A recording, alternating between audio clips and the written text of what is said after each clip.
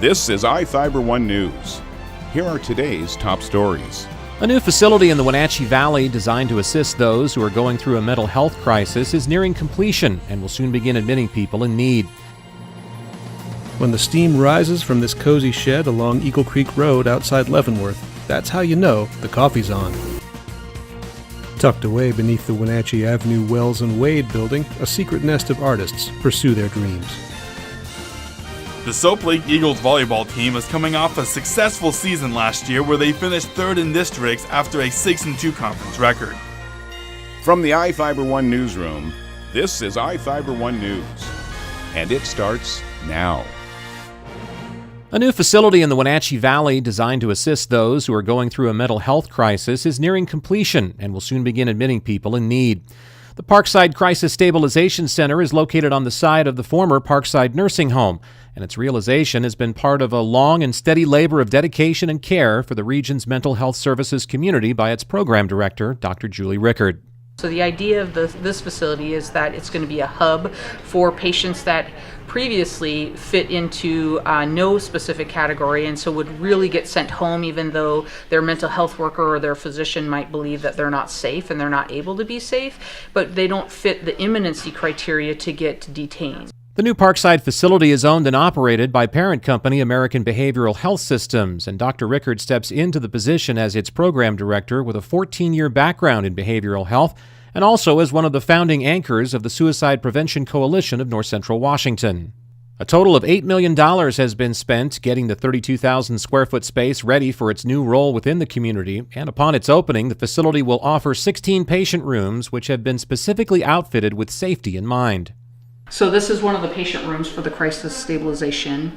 What you'll notice is that the beds are anchored, the lights are suicide safe, the fire sprinklers have been embedded into the ceiling for the very same reason. You'll notice the door handles are ligature resistant, so everything is really about suicide safe care.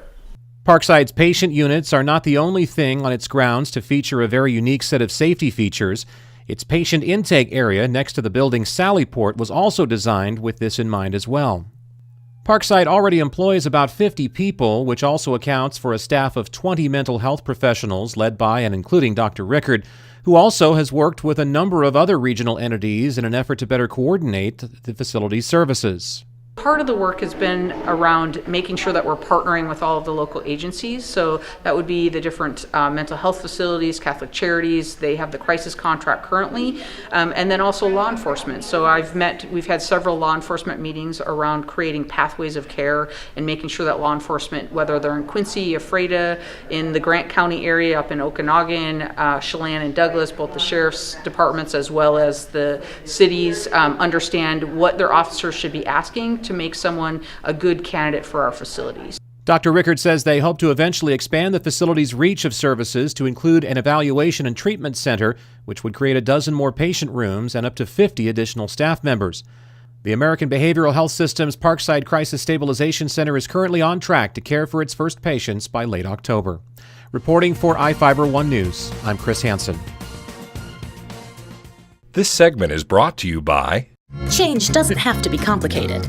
With a low-profile microwave hood combination that's ready to install right out of the box. It fits in the same space as your under-cabinet hood, so you can get your microwave off the countertop and make space for the routines worth keeping. The low-profile microwave hood combination from the #1 selling appliance brand in the USA. Whirlpool Appliances, now available at more furniture in Ephrata. When the steam rises from this cozy shed along Eagle Creek Road outside Leavenworth, that's how you know the coffee's on.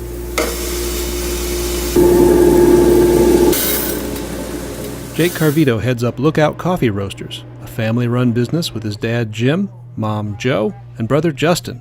Each week, Jake and his kinfolk crowd into this workspace near Justin's Eagle Creek house and run pound after pound of beautiful beans through the roaster. A little music helps the process along. Today we're featuring the Canadian-born Neil Young. We started in 2015 as a company in the spring, and I had been home roasting for probably 2 years before that. Jake tends the delicate chemistry of the roast itself, while Joe and Jim take care of things like packaging and labeling for shipping and retail. Many of their roasts are named for historic fire lookouts around the Northwest, and their marketing follows along. It's a family heritage in a way. Jake's grandfather Judd was an Okanagan Valley forest ranger who dabbled in sampling coffees from around the world and was an early investor in Starbucks. He always was messing up the kitchen. My mom was very tolerant. He had a grinder before grinders were cool, and he had various forms of making coffee. I would hope that he'd be pretty excited about what we were doing. His interest in coffee and kind of reaching out past the standard, what would have been normal in OMAC in the mid-70s. And I think that's kind of what we like to do here, is seeking out what's different than what's already here. Lookout coffees are easy to spot in local stores, and they're available online through the company's website. Jefferson Robbins, iFIBER 1 News. This segment is brought to you by... Your taste buds bored? Well, then bring them to Jay's Teriyaki. Not only does Jay's have a variety of teriyaki dishes, they also offer mouth-watering salads and sides. Call Jay's 509-764-5155. Jay's Teriyaki, located at 123 East Broadway in Moses Lake, because it's all in the sauce. We don't really have the... Tucked away beneath the Wenatchee Avenue Wells and Wade building, a secret nest of artists pursue their dreams. 18 months after its opening, Warehouse 3 Design Center is home to about 28 painters, potters, musicians, and other craftspeople in downtown Wenatchee. It's the brainchild of Andre Gershbach, a woodworker who saw a need for shared studio space that artisans could call their own. So I looked around and I found this place actually for decent rent. So I thought if we could get a bunch of people together and create almost like a co-op, then we could afford it for one, and have a space where we can do our work. Gershbach took over the 11,000 square foot space with artist Terry Johnson, formerly of Terry Signs. Artists have come and gone from the warren of studios and storage space, but it has its long-term occupants like Pompey, the studio cat, and Warren Bissonette, a ceramic artist and barber whose studio sits at the center of everything. Oh man, it's been the best buy as far as places to just have designated for my pottery. It's kind of a little out of the way, so I mean, people have to really concentrate if they want to come to visit. The former industrial space offers some advantages for artists. Being able to make a mess, for one. Being able to come in whenever I need to. And then having a functional dark room and a washout room is super important. That's probably the hardest thing to find. That can also be kind of messy. As Warehouse 3 adjusts to serve its tenants and offer public accessibility, it'll require about $10,000 in renovation costs. A fundraising concert earlier this month at Wally's Tavern helped a bit, and Gershbach has started a crowdfunding campaign. We may not be open to the public, but yeah, we do want guests to come see us.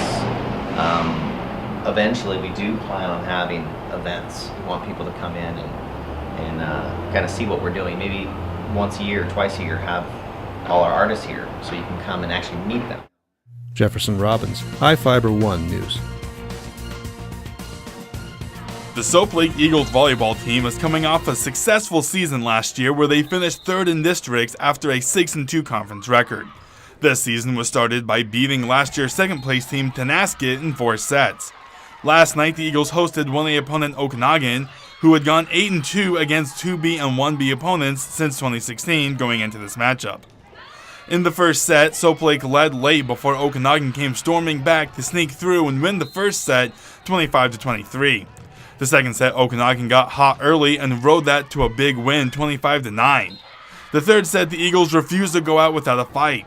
Again, Soap Lake led late in the set when Okanagan came back. This time, the two teams got caught in the deuce. The following volleys were long and fierce, but Okanagan came out on top, winning the final set 26-24.